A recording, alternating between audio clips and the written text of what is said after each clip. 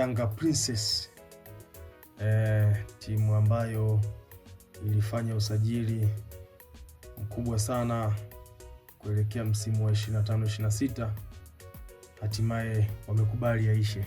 Kabisa ligi ikiwa inaelekea ukingoni. Nikasema kwamba wako hoi, japo kuna kipindi waliamka kidogo, lakini wako hoi.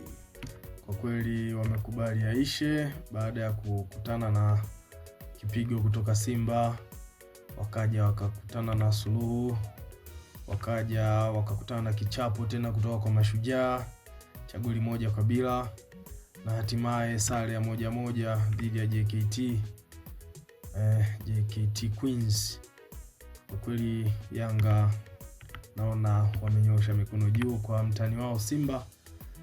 Hawana la kujibu kwa sasa. Kabisa kwa kweli, na ndio timu iko nafasi ya pili mpaka sasa hivi, lakini haina la kufanya kuweza wanajaribu kufukuzana na JKT Queens. Kwa hiyo kwa kweli, na pia ndio wana mfungaji bora mpaka sasa hivi tunazungumza. Ligi ikiwa inaelekea ukingoni, ndio wana mchezaji ambaye anaongoza kwa magoli, lakini ni magoli 4 tu kusawazisha kutoka kwa Kishikangwa.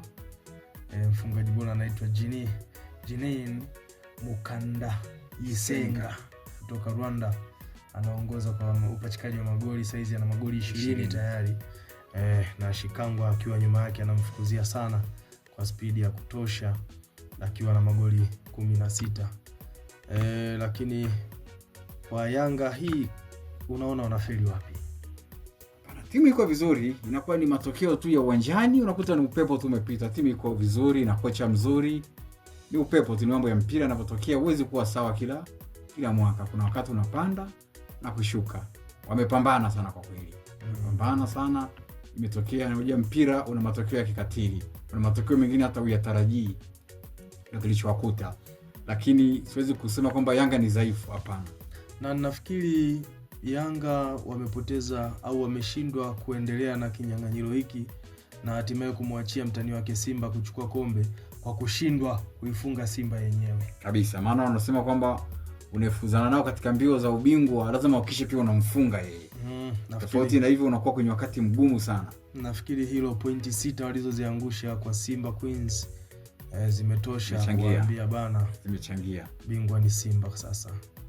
Basi ngoja tuone mwakani watajipanga vipi. Labda kama una lolote la kusema kuhusu Yanga Princess. Mimi nafikiri wameona mapungufu yao, kuelekea msimu ujao watajipanga, sehemu ya kuimarisha wataimarisha. Kwa kweli mimi najua kabisa wana benchi la ufundi ambalo kwenye ripoti yao watatoa ripoti yao kwa uongozi, watajua nini kifanyike katika kuboresha timu kwa ajili ya msimu ujao. Lakini pia kuna jambo ambalo mimi naliona, wachezaji wengi wanaocheza JKT Queens walitoka Yanga Princess. Kabisa, wako wengi. Na kule wanafanya vizuri zaidi ya walivyokuwa Yanga Princess. Kabisa. Sasa sijaelewa tatizo linakuwa wapi. Kama ninavyokuambia, ni mambo ya kimpira tu. Mpira una mambo mengi sana. Na kuna mambo mengine yanatokea tokiwa vizuri vipi, lakini unakuta upepo umekukataa.